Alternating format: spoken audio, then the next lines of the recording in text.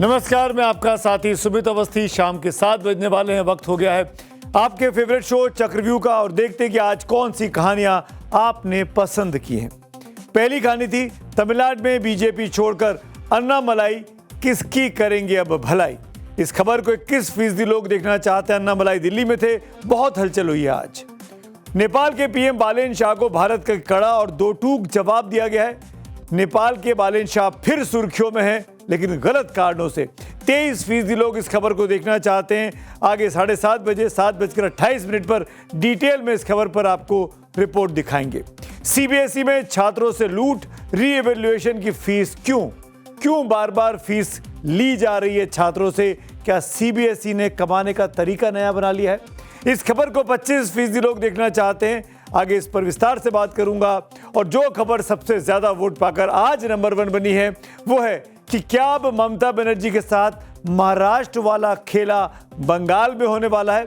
इस खबर को देखने में 31% दर्शकों की दिलचस्पी है और यही हमारी आज की लीड स्टोरी भी है। बगावत, ममता बनर्जी की पार्टी टीएमसी में बहुत बड़ी बगावत की खबर है।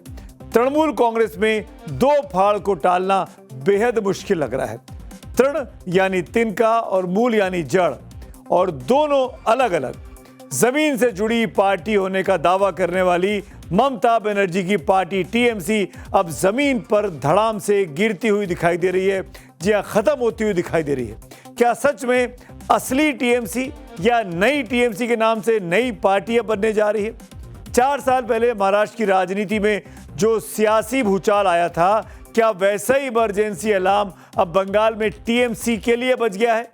क्या जून 2022 में उद्धव ठाकरे के साथ जो कुछ हुआ था, जून 2026 में वही सियासी संकट ममता बनर्जी के सामने आ गया है? क्या बंगाल की राजनीति में भी नए शिंदे मॉडल की पटकथा लिखी जा रही है?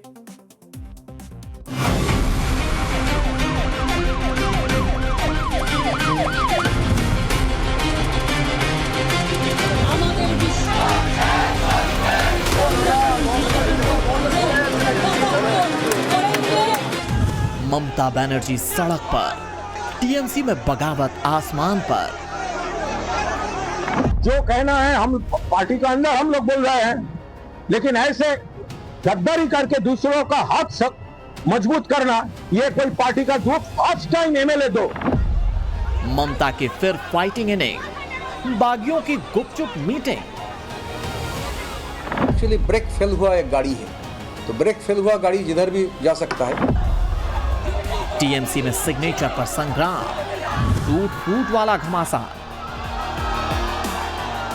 टीएमसी चोर है, आपने खुद चुने हुए एमएलए का सिग्नेचर चोरी कर रहा है। ममता का खेला होबे, फूट होबे में क्यों बदला? ममता बनर्जी एक बहुत बड़े मास लीडर है, तो ममता बनर्जी का जो तृणमूल, उससे ये तृणमूल घट गया है, ये कॉर्पोरेट एजेंसी में बदल गया था।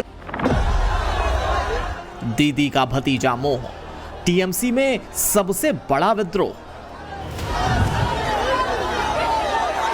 केवल पीसी और भातीजा ही रह जाएंगे पार्टी में, और कुछ नहीं रहेगा। बागी विधायकों का चक्रव्यूह, टुकड़े टुकड़े तृणमूल। हम लोग कोई इंडिपेंडेंट कैंडिडेट नहीं था, हम तृणमूल कांग्रेस का उम्मीदवार था। ममता बनर्जी का पिक्चर लगा के हम लोग वोट किया। जो हमको वोट दिया वो ममता बनर्जी को सपोर्ट था। क्या बंगाल में महाराष्ट्र वाला खेला होने जा रहा?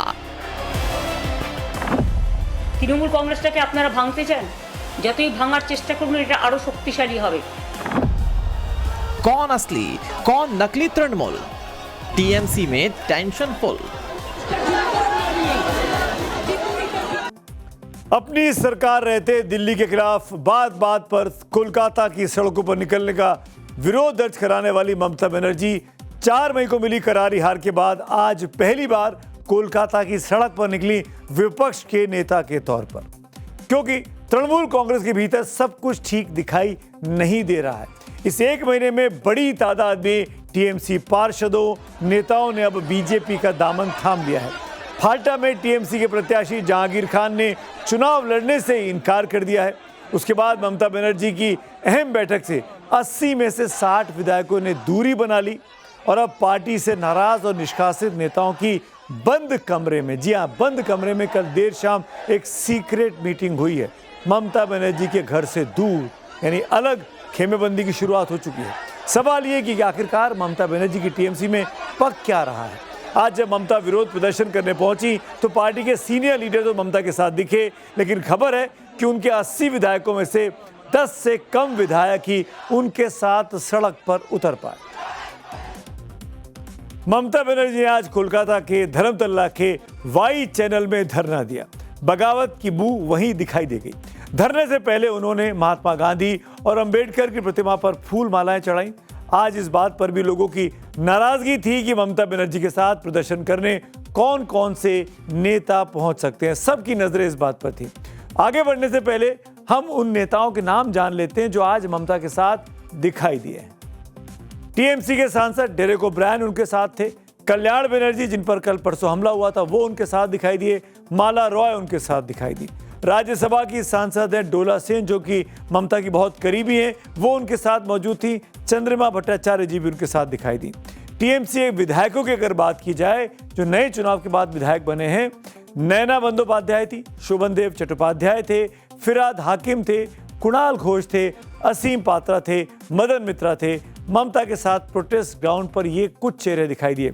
सयोनी घोष ने दिखाई दी, शताब्दी रॉय ने दिखाई दिए, काकोली घोष दस्तीदार तो पहले ही बगावत कर चुकी हैं, सुखेंदु शेखर ने दिखाई दिए। ऐसे बहुत से बड़े नेता हैं जो दिल्ली में टीएमसी को रिप्रेजेंट करते हैं, पर आज ममता बनर्जी के साथ सड़क पर प्रोटेस्ट करते नहीं दिखाई दिए। एक तरफ ममता बनर्जी बीजेपी पर बरस रही हैं, वहीं दूसरी तरफ टीएमसी से निष्कासित विधायक ये दावा कर रहे हैं कि पार्टी तृणमूल कांग्रेस 2 गुटों में बंट सकती है। टीएमसी से निकाले गए नेता रिजिजू दत्ता ने दावा किया कि 80 में से 50 से ज्यादा विधायक खुद को असली तृणमूल बताने की अब तैयारी कर रहे हैं। रिजिजू ने दावा किया कि ये सभी विधायक विधानसभा स्पीकर के पास जाएंगे और 3 मुद्दे उठाएंगे। पहला, हम ही असली तृणमूल कांग्रेस हैं। दूसरा, विपक्ष के नेता ऋतुबद्ध होंगे, न कि शोभनदेव। और तीसरा, हमारे पास 2/3 बहुमत है, इसीलिए जोड़ा फूल जो चुनाव चिन्ह है, यानी जो ओरिजिनल चुनाव चिन्ह है तृणमूल कांग्रेस का, वो हमारा होना चाहिए। कांग्रेस पूरी तरह से टूट गई है और ऋतुब्रत बंदोपाध्याय करीब 50 विधायकों को लेकर विधानसभा के स्पीकर के पास पहुंचे हैं।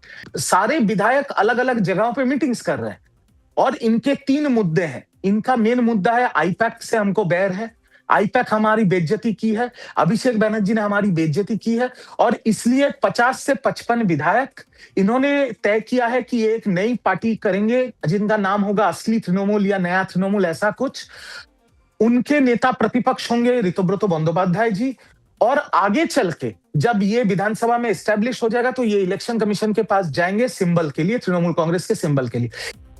रिजिजू दत्ता ने यह भी दावा किया कि अगले 48 घंटे टीएमसी के भविष्य के लिए बहुत क्रिटिकल होने वाले हैं, क्रूशियल होने वाले हैं। तो क्या ममता बनर्जी का हश्र भी उद्धव ठाकरे जैसा होने वाला है? क्या पार्टी और चुनाव चिन्ह दोनों उनके हाथ से निकल जाएंगे? बंगाल के इस ताजा सियासी बवाल पर बीजेपी के नेताओं का क्या कहना है, इसे सुनने पर असली पिक्चर आपको समझ में आ जाएगी। विधानसभा में गए नहीं विधायक, उनको सस्पेंड करना पड़ा है, पार्टी से निकालना पड़ रहा है। उनकी सुप्रीमो की मीटिंग में नहीं जा रही हैं, क्या पार्टी है?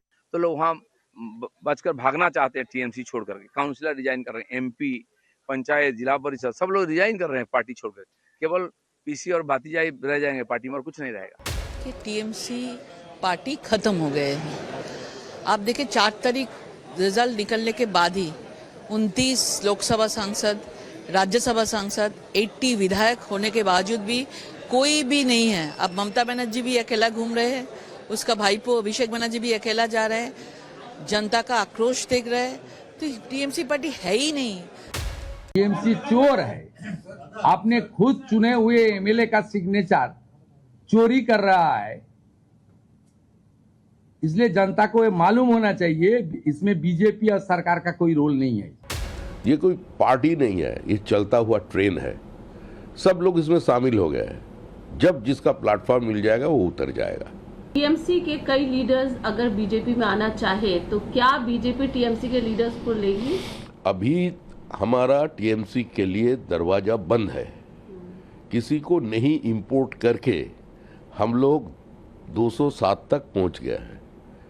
जनता टीएमसी का नेताओं को खिलाफ वोट दिया था।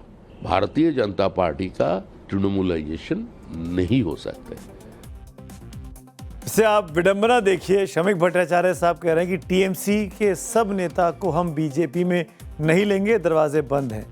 शुभेंदु अधिकारी टीएमसी से निकलकर बीजेपी में आए हैं और आज वो बीजेपी के मुख्यमंत्री बने हुए हैं और शमीक भट्टाचार्य की पार्टी को लीड कर रहे हैं बंगाल में। एक तरफ टीएमसी में फूट का दावा हो रहा है, वहीं दूसरी तरफ ममता के साथ प्रोटेस्ट करने पहुंचे कार्यकर्ताओं ने हमारे सहयोगी पूजा मेहता से जो कुछ कहा वो कुछ और ही कहानी बयां कर रहा है। सुनिए जरा। यहाँ पर पहुंचे आज ममता बनर्जी जो है 4 तारीख के बाद पहली बार आज उतरी है। कार्यकर्ताओं के लिए कितना बड़ा बूस्ट है? हम लोगों के लिए सबसे बड़ा ईद और बकरीद का खुशी हो गया। ये ममता बनर्जी को देख लिया हमने, उसके लिए खुशी है। उनका कार्यकर्ता उनके साथ में है और रहेंगे। हम लोग जो तोलाबाज हो जाएगा, हम लोग दीदी का साथ है, सीधी के साथ रहेंगे। कोई बात नहीं है, कोशिश भी होगा। हम लोग पार्टी और बढ़ेगा, ग्रोथ होगा। टेंशन लेने का नहीं है, टेंशन देने का उन लोगों को। जो आया वो जाएगा। कार्यकर्ता आम पब्लिक से कार्यकर्ता नहीं, बंगाल के आम आदमी के लिए ये जो आया है ना, एक सूचना दे रहा है। जब हम मर नहीं गया, मैं अभी जिंदा हूँ। जब तक ममता बनर्जी वेस्ट बंगाल में जिंदा है, पश्चिम बंगाल की कोई की बंदा को बंद। तृणमूल कांग्रेस में अंदरूनी कलह कैसे बढ़ती जा रही है, इसे कल ही मैंने चक्रव्यूह की इस स्टोरी में दिखाया था। पार्टी से निकाले गए विधायक संदीप शाह और ऋतुपत बनर्जी को भी कल मैंने आपको सुनाया था। फिर खबर आई कि कल ही देर शाम दोनों विधायक एमएलए के हॉस्टल पहुंच गए कल के चक्रव्यूह शो के बाद, जहां दोनों ने टीएमसी के कई विधायकों के साथ मीटिंग की। दावा किया जा रहा है कि ममता बनर्जी के कई वफादार विधायक भी इस बैठक में शामिल हुए। यह असंतुष्ट गुट शोभनदेव बंदोपाध्याय को नेता प्रतिपक्ष बनाने से ममता बनर्जी के फैसले से नाराज है। संदीप शाह और ऋतुपत बनर्जी ने आरोप लगाया कि नेता प्रतिपक्ष बनाने को लेकर विधानसभा अध्यक्ष को भेजे गए प्रस्ताव में उनके फर्जी हस्ताक्षर किए गए थे। इसके बाद दोनों को ममता बनर्जी ने पार्टी से निष्कासित कर दिया और अब दावा किया जा रहा है कि पार्टी में ही टूट की नौबत आ गई है। बंगाल में सत्ता जाने के बाद बगावत की सियासी रवायत रही है, लेकिन जिस तरह महीने भर के भीतर ही टीएमसी में भागम भाग की नौबत आ गई, उससे सवाल उठ रहे हैं कि क्या देश की राजनीति में क्षेत्रीय क्षत्रपों का दौर खत्म होने वाला है? क्या देश की राजनीति में दो पार्टियां कांग्रेस और बीजेपी ही बचेंगी? क्योंकि टीएमसी की हार के बाद 4 मई को नतीजों के बाद टीएमसी की बैठक 6 मई को हुई थी। इसमें 6 विधायक गायब रहे थे और फिर 19 मई को हुई दूसरी बैठक में 35 विधायक नदारद रहे और 31 मई को जो बैठक हुई उसमें 60 टीएमसी के विधायक शामिल नहीं हुए। यानी जैसे जैसे दिन चढ़ते गए टीएमसी के विधायकों की संख्या कम होती गई। वहीं टीएमसी के जो बड़े विकेट इन दिनों में गिरे हैं उनमें सबसे बड़ा नाम काकोली घोष दस्तीदार का है। सांसद हैं, कई बार की दिल्ली में रिप्रेजेंट करती हैं। उन्होंने टीएमसी के सभी पदों से इस्तीफा दे दिया है। वो 12/7 से लोकसभा की सांसद थी। उन्होंने पार्टी की कार्यप्रणाली पर सवाल उठाए थे और आरजी कर कांड पर असंतोष जताया था। एक और बड़ा नाम है शांतनु सेन का। उन्होंने भी टीएमसी के सभी पदों से इस्तीफा दे दिया है। शांतनु टीएमसी के राष्ट्रीय प्रवक्ता और राज्यसभा के सांसद रह चुके हैं। शांतनु ने भी आरजी कर कांड को टीएमसी की हार का कारण बताया था और पार्टी के कामकाज के तरीकों पर सवाल उठाए थे। इसके साथ ही बंगाल की नगर पालिकाओं में भी टीएमसी पार्षदों के इस्तीफों का सिलसिला चल पड़ा है। मसलन भाटापार नगर पालिका से चेयरमैन समेत 30 पार्षद का इस्तीफा हुआ है। गरुलिया नगर पालिका से 18 टीएमसी पार्षदों का इस्तीफा हुआ। उत्तर बैरकपुर नगर पालिका से चेयरमैन समेत 16 पार्षदों का इस्तीफा हुआ। कांचरा पारा नगर पालिका से 14 टीएमसी पार्षदों का इस्तीफा हुआ। डायमंड हार्बर नगर पालिका से 16 में से 8 टीएमसी के काउंसलर ने इस्तीफा दिया। चंदन नगर निगम में से टीएमसी के 30 पार्षदों का इस्तीफा हो गया। यानी हर लेवल पर पार्टी का नेता जो पार्टी को बनाता है वो छोड़कर पार्टी से दूर जा रहा है। अब बात करते हैं आज की एक और बड़ी स्टोरी की। सीबीएसई के एग्जाम सिस्टम पर मचे बवाल की मैं बात कर रहा हूं। जी हां, सीबीएसई ओएसएम विवाद में सरकार को आखिरकार बड़ा एक्शन लेना पड़ा है। इस हद तक दबाव सरकार पर पड़ा है। सीबीएसई के अध्यक्ष और सचिव को अब उनके पदों से हटाया गया है। सीबीएसई के अध्यक्ष राहुल सिंह का तबादला कर दिया गया है। सीबीएसई के सचिव हिमांशु गुप्ता का भी ट्रांसफर कर दिया गया है। OSM on screen marking system की जांच के लिए कमेटी बनाई गई है और उसने ये फैसला किया है। जब देश में ओएसएम को लेकर छात्रों और उनके परिजनों में बेहद गुस्सा देखा जा रहा है, हर रोज नए नए मामले जुड़ते जा रहे हैं, हर रोज सीबीएसई की जो लाल फीताशाही है वो खुलती जा रही है, एक्सपोज होती जा रही है। सोशल मीडिया पर लगातार सरकार से, मंत्री से, शिक्षा मंत्रालय से सवाल पूछे जा रहे हैं। धर्मेंद्र प्रधान पर इस्तीफे का दबाव बनता जा रहा है। लगातार हो रही किरकिरी और चौतरफा दबाव के बाद आखिरकार सरकार को ये बड़ा एक्शन लेना पड़ा। बड़ा एक्शन लेते हुए दिखना पड़ा कि सीबीएसई के डायरेक्टर को और वहां के सचिव को हटाया गया है। राहुल सिंह के बारे में बता दूं, बिहार कैडर के 1996 बैच के आईएएस अधिकारी हैं। सीबीएसई चेयरमैन के तौर पर उन्हें 2027 तक का एक्सटेंशन मिला हुआ था। जी एक्सटेंशन पे थे, लेकिन इससे पहले ही ऑन स्क्रीन मार्किंग विवाद को लेकर सरकार ने उनका तबादला कर दिया। ओएसएम सिस्टम में खामियों को लेकर जनता लगातार सवालों की बमबारी कर रही है। सीबीएसई से एचआरडी मिनिस्ट्री से सवाल पूछ रही है।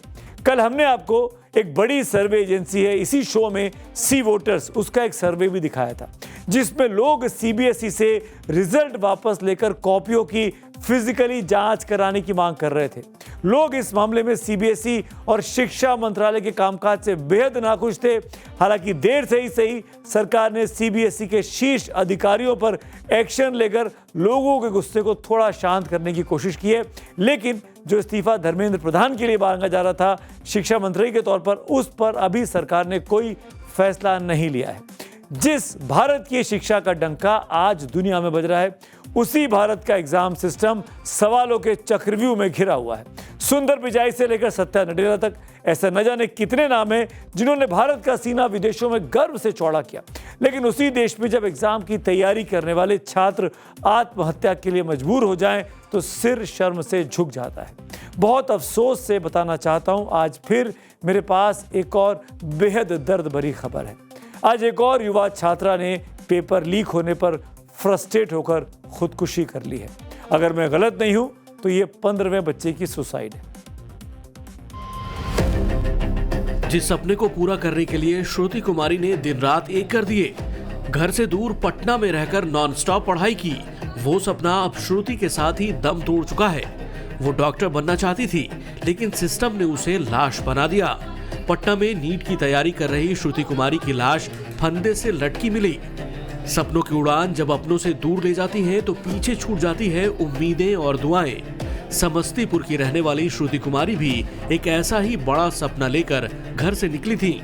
वो सपना था डॉक्टर बनना। उसका नीट एग्जाम बहुत अच्छा गया था।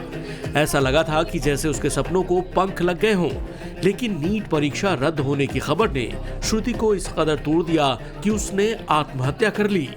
उसके सपनों ने उड़ान भरने से पहले ही इस संवेदनहीन सिस्टम के दलदल में फंसकर दम तोड़ दिया। आज 9:30 बजे के करीब यहाँ एक गर्ल्स हॉस्टल से कुछ बच्ची के द्वारा पुलिस को कॉल करके बताया गया कि एक बच्ची जो 17 साल की है, समस्तीपुर की रहने वाली है, उनका बॉडी जो है वो हैंगिंग में मिला है। सुसाइड या अन्य बिंदु पे हम लोग जांच कर रहे हैं। बाकी फर्दर हम लोग आपको पोस्टमार्टम और एफएसएल रिपोर्ट के बाद ही कुछ बता पाएंगे। हमारा सिस्टम सिर्फ श्रुति कुमारी का ही गुनहगार नहीं है। नीट पेपर रद्द होने के बाद मीडिया रिपोर्ट्स के मुताबिक अब तक 15 बच्चे सुसाइड कर चुके हैं। कल हमने आपको मध्य प्रदेश के मऊगंज की खबर दिखाई थी, जहां नीट की तैयारी कर रही आकांक्षा ने फांसी लगाकर सुसाइड किया था। जिस बेटी के हौसलों ने मऊगंज से कोटा तक का सफर तय किया था, उसके वो सुनहरे सपने उड़ान भरने से पहले ही इस संवेदनहीन सिस्टम की भेंट चढ़ गए। मऊगंज का वो घर जो कभी आकांक्षा की उम्मीदों का मीनार था, आज वहां सिर्फ उसकी यादें और एक अधूरा सुसाइड नोट बचा है, जिसमें लिखा था, मम्मी पापा अब दोबारा नीट देने की हिम्मत नहीं बची है। कल आकांक्षा थी, आज श्रुति कुमारी है। कल कोई और ना हो ऐसी तमन्ना है। लेकिन सवाल ये कि आखिरकार ये सिलसिला कहां जाकर और कब रुकेगा। आज मैं फिर ये पूछना चाहता हूं कि कौन है इन बेटियों की मौत का जिम्मेदार। सिस्टम बच्चों का भविष्य संवारने के लिए बनाया गया है या फिर उम्मीदों का गला घोटने के लिए? आखिर कब तक बच्चों को मेहनत की कीमत मौत देकर चुकानी पड़ेगी? आजादी के 79 सालों के बाद भी हमारे देश में फूल प्रूफ एग्जाम सिस्टम क्यों नहीं बन पाया है? कौन है वो दीमक जो लगातार इस सिस्टम को चट कर रहा है और देश को खोखला कर रहा है? ऐसे कई सवाल हैं जिनका जवाब कुर्सी पर बैठे जिम्मेदारों को अब तो देना चाहिए। अब नहीं देंगे तो कब देंगे और कितने बच्चों को जान हाथ धोना पड़ेगा? आखिरकार हर साल हजारों लाखों बच्चों के सपने इस सिस्टम में क्यों दबा दिए जाते हैं? आज मैं आपसे एक और अपील करना चाहता हूं। अगर आपका या आपके आसपास का कोई बच्चा एग्जाम से दबाव में है तो उससे बात कीजिए। उसे इस वक्त आपके मदद की जरूरत है। उसका हौसला बढ़ाइए। मैं तो कहना चाहूंगा कि इस नाजुक वक्त में सभी कोचिंग सेंटर्स, स्कूल, घर और जहां भी हो, सबको बच्चों की काउंसलिंग करनी चाहिए। बच्चों के साथ समय बिताना चाहिए। उनकी मांगों को, उनकी बातों को ध्यान से सुनना चाहिए। उनको ढांढस, हौसले की ज़रूरत है ताकि आगे से फिर कोई खबर, बुरी खबर सुनने को हमको ना मिले। जो भी खबर मिले वो अच्छी खबर मिले। सीबीएसई के जो 12वीं के बच्चे कल री इवैल्यूएशन पोर्टल खुलने का इंतजार कर रहे थे, उनके लिए आज का दिन थोड़ा राहत भरा था। आज सुबह 4:42 पर री इवैल्यूएशन का ये पोर्टल चालू हो गया। वैसे पोर्टल को 29 मई को खुलना था, लेकिन टेक्निकल ग्लिच के चलते आखिरकार इसमें वक्त लगा और 1 जून की तारीख आई। लेकिन उसके बाद अब ये कल सुबह यानी आज सुबह करीब 4 बजे के आसपास चालू हो पाया। इसके बाद तकनीकी खामियां दूर की गई और आज जैसा कि मैंने कहा ये सिस्टम ठीक हो पाया। सीबीएसई ने पहले 12वीं के छात्रों को ऑनलाइन आंसर शीट प्राप्त करने के लिए आवेदन का मौका दिया था। अब दूसरे स्टेज में सब्जेक्ट वाइज और प्रति प्रश्न मार्क्स वेरिफिकेशन प्रक्रिया शुरू की गई है, जो 6 जून तक चलने वाली है। जो स्टूडेंट्स अपने अंकों से खुश नहीं हैं, वो सीबीएसई बोर्ड की वेबसाइट पर जाकर अप्लाई कर सकते हैं। सीबीएसई ने वेरिफिकेशन फीस 100 रुपये प्रति सब्जेक्ट रखिए, याद रखिए, जबकि री इवैल्यूएशन कराने वाले छात्रों को 100 रुपये प्रति आंसर शीट देने होंगे और किसी भी प्रश्न की दोबारा जांच के लिए 25 रुपये की फीस भी रखी गई है। सीबीएसई की इसी फीस सिस्टम पर भी अब सवाल उठ रहे हैं। लोगों का कहना है कि सीबीएसई की गलती का जुर्माना छात्र क्यों भरे?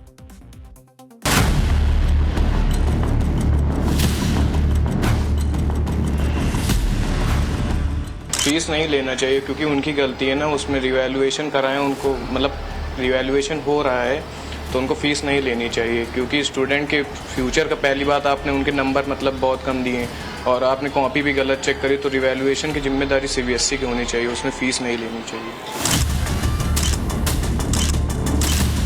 नहीं, फीस तो नहीं लेनी चाहिए क्योंकि उनकी गलती है, उनको करना चाहिए। पहले स्टूडेंट्स की कॉपी वगैरह ये सब हुआ, उसके बाद जब उन्होंने आंसर शीट जो दी उसमें भी उनकी हैंडराइटिंग भी चेंज थी बच्चों की, तो ये सब उनकी गलती है, तो फीस नहीं लेना चाहिए।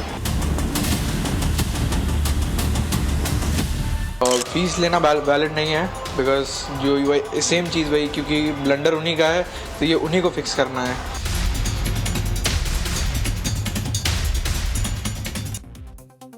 सवाल यह है कि क्या देश में शिक्षा कमाई का जरिया होना चाहिए? जब गलती सीबीएसई की तरफ से हो रही है, ओएसएम सिस्टम सीबीएसई ने लागू किया है, सीबीएसई के लोगों ने स्कैन किया, स्कैन कॉपी सीबीएसई के टीचर्स से डांटी और भुगतान करें बच्चे क्योंकि वो री इवैल्यूएशन करा रहे हैं, तो फिर छात्रों से फीस लेना कहां तक जायज़ है? शिक्षा मंत्रालय का कहना है कि प्रक्रिया को पारदर्शी बनाने और बिना वजह आवेदन रोकने के लिए एक न्यूनतम फीस होना जरूरी है, वरना सभी बच्चे रीवैल्यूएशन में चले जाएंगे और ऐसे में काम का बोझ टीचर्स पर और सिस्टम पर बहुत पड़ जाएगा। लेकिन छात्रों के साथ किसी भी स्तर पर अन्याय नहीं होने दिया जाएगा, ये भी सीबीएसई भरोसा दे रही है। सवाल यह है कि आखिरकार ऐसी नौबत आई ही क्यों? ऑन स्क्रीन मार्किंग सिस्टम को बिना तैयारी के जल्दबाजी में 1 हफ्ते के भीतर क्यों लागू कर दिया गया? तमाम शिकायतों को क्यों दरकिनार किया गया? हम लगातार चक्रव्यूह में दिखा चुके हैं कि कैसे सिस्टम तैयार नहीं था, तब भी ओएसएम सिस्टम थोप दिया गया। इससे लेकर सीबीएसई पर सवाल उठे। सीबीएसई के ऑन स्क्रीन मार्किंग सिस्टम को लेकर 12वीं के छात्र सार्थक सिद्धांत ने 2 दिन पहले जो दावा किया था कि प्रतिबंधित कंपनी कोएम्प्ट एडुटेक को नियमों में बदलाव करके ये एग्जाम ओएसएम का सिस्टम लागू करने का ठेका दिया गया, कॉन्ट्रैक्ट दिया गया। इस सनसनीखेज खुलासे के बाद आज सार्थक सिद्धांत को एक अद्भुत काम हुआ है। संसद की जो स्थायी समिति है शिक्षा की, उसने सार्थक सिद्धांत को बुलाया। इस समिति की बैठक चल रही थी, उसमें सीबीएसई के जरिए सार्थक सिद्धांत को बुलाया गया और उससे पूछा गया कि तुमने ये कैसे इतना बड़ा लूपहोल निकाल लिया। और सार्थक सिद्धांत ने वहां समझाया तमाम सांसदों को जो काम पत्रकारों को करना चाहिए, सीबीएसई को करना चाहिए, सिस्टम को करना चाहिए, जांच एजेंसी को करना चाहिए, वो 17-18 साल के सार्थक सिद्धांत ने कर दिया, जो खुद 12वीं की परीक्षा दे रहा है। सार्थक सिद्धांत ने संसदीय समिति के सदस्यों के सामने अपने जुटाए गए पुख्ता दस्तावेजों को पेश किया। उन्होंने समिति को डिटेल में समझाया कि कैसे नियमों में बदलाव करके हैदराबाद की एक जो ब्लैक लिस्टेड कंपनी थी, जो नाम बदल के आई कोएम्प्ट एडुटेक प्राइवेट लिमिटेड, उसको ये टेंडर दिया गया। एनएसयूआई ने भी आज सीबीएसई के ओएसएम विवाद पर दिल्ली हाईकोर्ट का रुख किया है। याचिका में ओएसएम सिस्टम की पूरी प्रक्रिया, तकनीकी खामियों और मूल्यांकन में हुई गड़बड़ियों की जांच की मांग की गई है। और अब बात करते हैं आज की अगली एक और बड़ी कहानी की।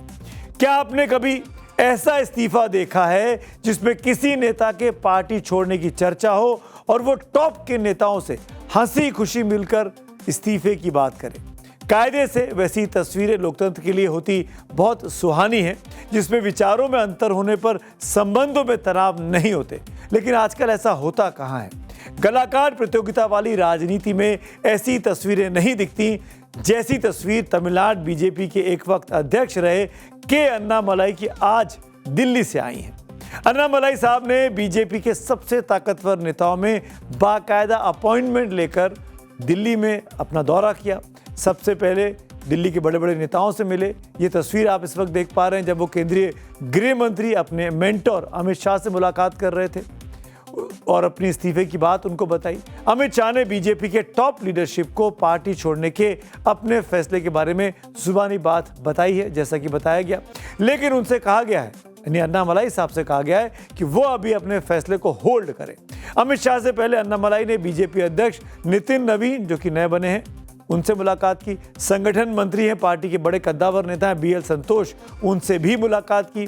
माना जा रहा है कि अगर पार्टी के बड़े नेताओं की समझाइश से भी अन्नामलाई नहीं माने तो 1 या 2 दिन में वो औपचारिक तौर पर बीजेपी को छोड़ने का ऐलान कर देंगे।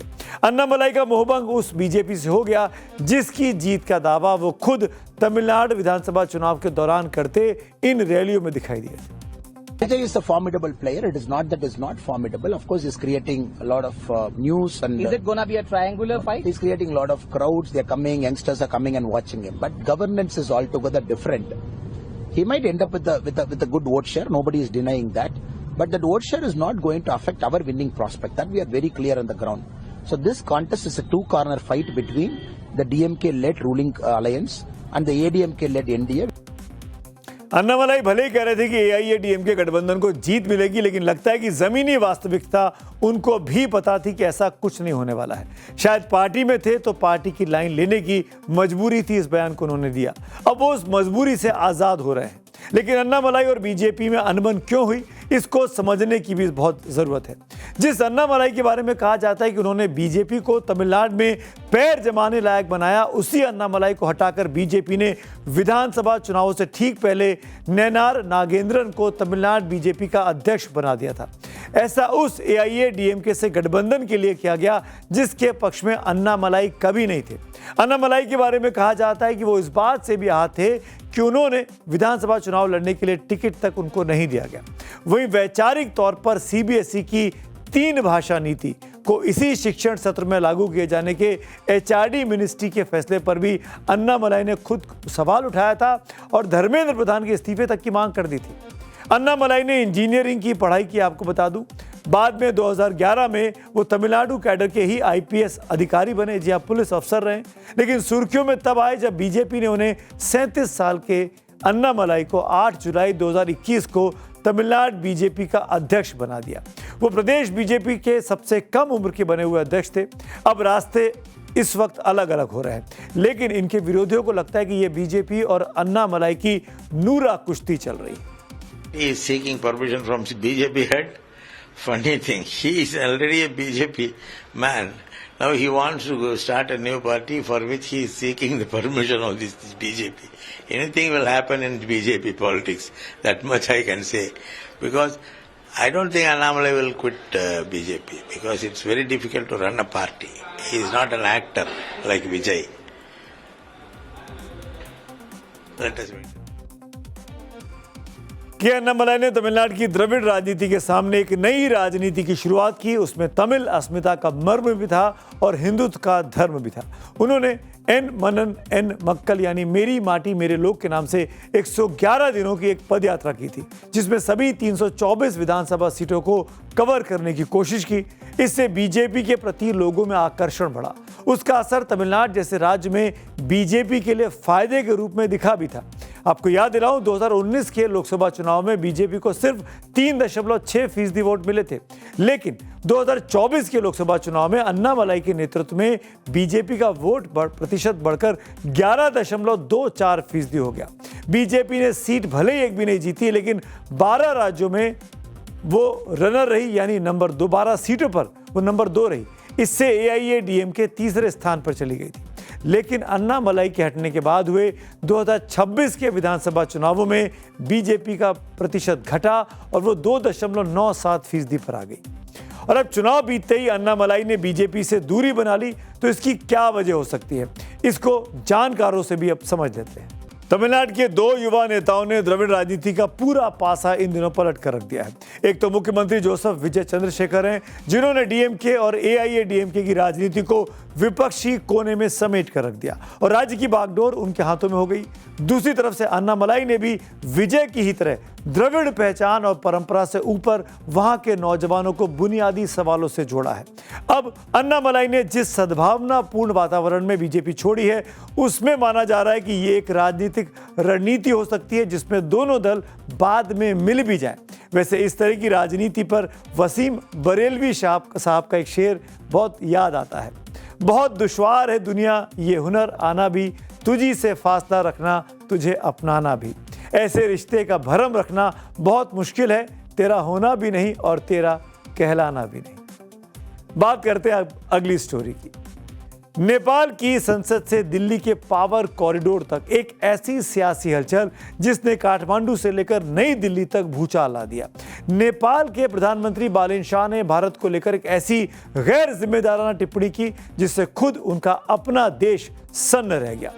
लेकिन बालेन शाह के इस बड़बोलेपन के बीच हिंदुस्तान ने सबसे बड़ा कूटनीतिक दांव चल दिया है।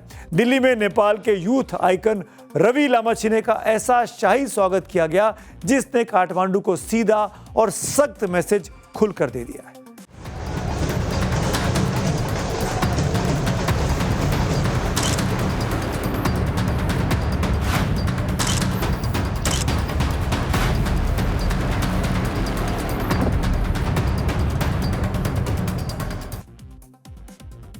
राजनीति में टाइमिंग ही सब कुछ होती है। एक तरफ नेपाल के प्रधानमंत्री बालेन शाह भारत के साथ सदियों पुराने रिश्तों पर सीमा विवाद का हथौड़ा चला रहे हैं, ठीक उसी वक्त दिल्ली ने नेपाल की राजनीति के यूथ आइकन और सत्ताधारी पार्टी के अध्यक्ष रवि लामछिने के लिए रेड कार्पेट बिछा दिया। बीजेपी अध्यक्ष, जो कि भारत की सत्तारूढ़ पार्टी है, देश की सबसे बड़ी पार्टी हो गई है, वो बीजेपी अध्यक्ष नितिन नवीन के न्योते पर रवि लामछिने दिल्ली आज पहुंचे हैं। ये महज एक सामान्य मुलाकात नहीं है, इसके सियासी मायने बहुत गहरे हैं। जरा स्वागत की तस्वीरों को ध्यान से देखिए। नेपाल के प्रधानमंत्री बालेन शाह की पार्टी RSP के अध्यक्ष रवि लामछिने से जैसे ही दिल्ली में बीजेपी हेडक्वार्टर वो पहुंचे, वहां समा बांध दिया गया। ढोल नगाड़ों की थाप पर फूल उनके ऊपर बरसाए गए। पूरे डेलीगेशन का स्वागत बहुत दिल खोल कर किया गया। तस्वीरों से मैसेज बहुत क्लियर है, नेपाल की जनता के साथ भारत हमेशा खड़ा है। नेपाल की सबसे बड़ी पार्टी और भारत की सबसे बड़ी पार्टी आपस में मिल रही है, बातचीत कर रही है, दोस्ती निभा रही है, मैत्री के संबंध नहीं खोल रही है। रवि लामछिने, जिन्हें नेपाल की राजनीति का सबसे बड़ा क्रांतिकारी चेहरा माना जाता है, आज वो दिल्ली में भारत के टॉप लीडरशिप के साथ टेबल पर बैठे हैं। विदेश मंत्री डॉक्टर S जयशंकर के साथ बीजेपी मुख्यालय में ही सीमा सुरक्षा और आपसी मतभेदों पर सीधी बात होनी है। और सबसे बड़ी खबर, 3 जून को प्रधानमंत्री नरेंद्र मोदी के साथ भी रवि लामछिने की और पूरे डेलीगेशन की मुलाकात तय की गई है। पीएम मोदी का शेड्यूल इतना बिजी होने के बावजूद 3 जून का समय नेपाल की सबसे बड़ी पार्टी के सबसे बड़े नेता के लिए खाली रखा गया है। जिस रवि लामछिने को लेकर नई दिल्ली में रेड कार्पेट बिछा हुआ है, उन्हीं रवि लामिछिने को लेकर एक बहुत बड़ा ट्विस्ट भी सामने आया है, जिसे समझना बेहद ज़रूरी है। नेपाल में पिछले साल अपने इतिहास का सबसे भयानक मंजर देखा गया था। जेन जी के हिंसक प्रदर्शनों के दौरान नेपाल में 17,000 कैदियों का एक बहुत बड़ा जेल ब्रेक हुआ था। अंडरवर्ल्ड डॉन, आतंकवादी और वीवीआईपी जेल तोड़कर उस वक्त भाग निकले थे। आपको जानकर हैरानी होगी कि पिछले साल 9 सितंबर को जिस समय काठमांडू में प्रदर्शनकारियों की ओर से सरकारी भवनों और नेताओं और मंत्रियों के घरों पर हमला और आगजनी की जा रही थी, उसी समय सबसे पहला जेल ब्रेक ललितपुर के नक्खू जेल से हुआ था। सहकारी घोटाले में आरोपी बनाकर राष्ट्रीय स्वतंत्र पार्टी यानी आरएसपी के अध्यक्ष रवि लामिछिने को भी इसी जेल में बंद किया हुआ था। उनको छुड़ाने के लिए ये जेल ब्रेक किया गया। समर्थकों ने जेल पर हमला कर सबसे पहले रवि लामिछिने को बाहर निकाला। रवि नेपाल की पुष्प कमल दहल प्रचंड की सरकार में उप प्रधानमंत्री और गृह मंत्री भी रह चुके हैं। रवि लामिछिने के इस दौरे को लेकर भारत नेपाल संबंधों पर पैनी नजर रखने वाले किस तरीके से इसको देखते हैं, सुनिए जरा। वहाँ आरएसपी पार्टी के, जो कि सत्ताधारी पार्टी है नेपाल की, उसके अध्यक्ष भारत के ही भारतीय जनता पार्टी, जो कि सत्तारूढ़ दल है भारत का, तो इसके राष्ट्रीय अध्यक्ष नितिन नवीन उनके आमंत्रण पर रवि लामिछाने भारत आए हैं। तो ये एक एक्सचेंज जो है, ये एक्सचेंज होता रहा है, पार्टियों के बीच में होता रहा है।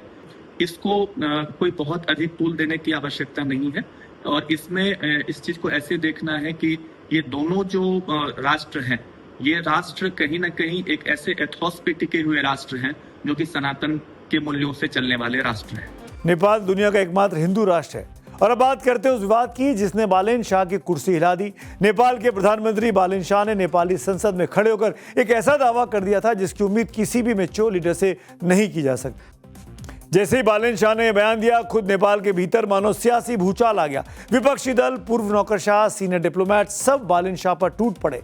नेपाल के राजनयिकों का कहना है कि बालेन शाह के इस गैर जिम्मेदाराना बयान ने अंतर्राष्ट्रीय स्तर पर कालापानी और लिपुलेख जैसे मामलों पर नेपाल के सालों पुराने दावों को कमजोर कर दिया है। हालत यह हो गई कि नेपाल के विदेश मंत्रालय को खुद आकर अपने प्रधानमंत्री के बयान पर सफाई देनी पड़ी। नेपाली विदेश मंत्रालय ने सफाई देकर कहा कि प्रधानमंत्री बालेन शाह के कब्जे वाले बयान का मतलब नो मैंस लैंड से था, जहां दोनों देशों के नागरिक खेती करते हैं या रहते हैं। सीमा के लंबित मामले कूटनीतिक बातचीत से सुलझेंगे। सोचिए, किसी देश का प्रधानमंत्री संसद में बयान दे और उसी देश का विदेश मंत्रालय को डैमेज कंट्रोल करना पड़े। इससे ज्यादा किसी प्रधानमंत्री के लिए शर्मिंदगी और किरकिरी की बात क्या हो सकती है। नेपाल के पीएम बालेन शाह के बयान के बाद भारत के विदेश मंत्रालय ने बेहद सख्त रुख अपनाया। एमईए स्पोक्सपर्सन रणधीर जायसवाल ने साफ किया कि दोनों देशों के बीच करीब 98% सीमा तय हो चुकी है और बाकी के मुद्दों को द्विपक्षीय बातचीत से सुलझा लिया जाएगा। भारत ने दो टूक शब्दों में चेतावनी दी कि इस मामले में किसी भी तीसरे देश का हस्तक्षेप स्वीकार नहीं है।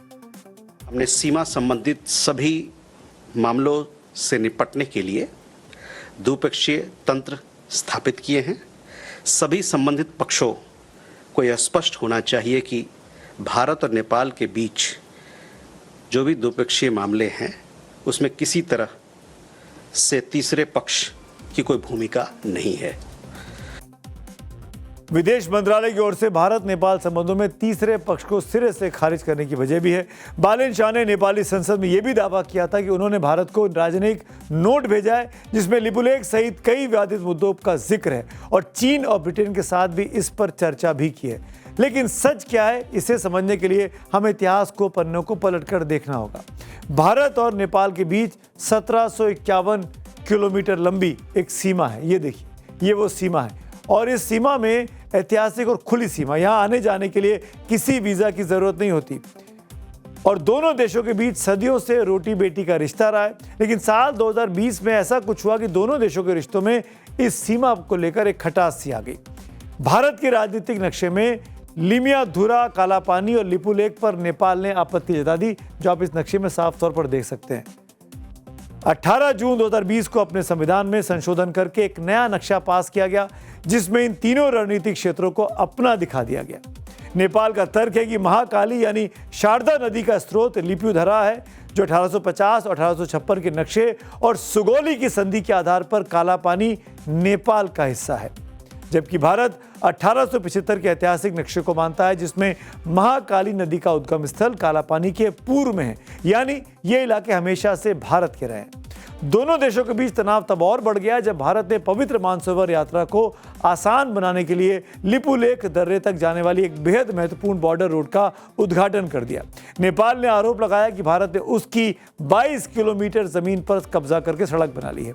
सिर्फ यही नहीं, बिहार सीमा के पास सुस्तक क्षेत्र का विवाद भी दशकों पुराना है, जहां गंडक नदी के रास्ते बदलने के कारण आज भी जमीनी विवाद दोनों देशों के बीच बना हुआ है। कार्यक्रम के आखिर में आ गया हूं, बात करूंगा पब्लिक व्यू की। अरुण विजय साहब का पोस्ट है, टीएमसी में ममता बनर्जी के अलावा कोई और नेता नहीं जिसे लोग जानते हो। नया गुट बनाना बागियों को तात्कालिक लाभ देगा, लेकिन इससे भविष्य की लड़ाई में तृणमूल मजबूत होगी। अगला पब्लिक व्यू है सीबीएसई के ऊपर ऋषभ मिश्रा का। सीबीएसई मामले में कथित तौर पर जिम्मेदारी केंद्र सरकार की है और इस मुद्दे पर शिक्षा मंत्रालय को छात्रों को चीजें स्पष्ट करनी चाहिए, क्योंकि जब छात्रों को अपनी शिक्षा के लिए लड़ना पड़ता है तो उस देश की शिक्षा लड़खड़ा जाती है। नीट परीक्षा इसका उदाहरण है। तो आज मेरे साथ इतना ही। अब आपसे कल मुलाकात होगी, तब तक के लिए शुभ रात्रि।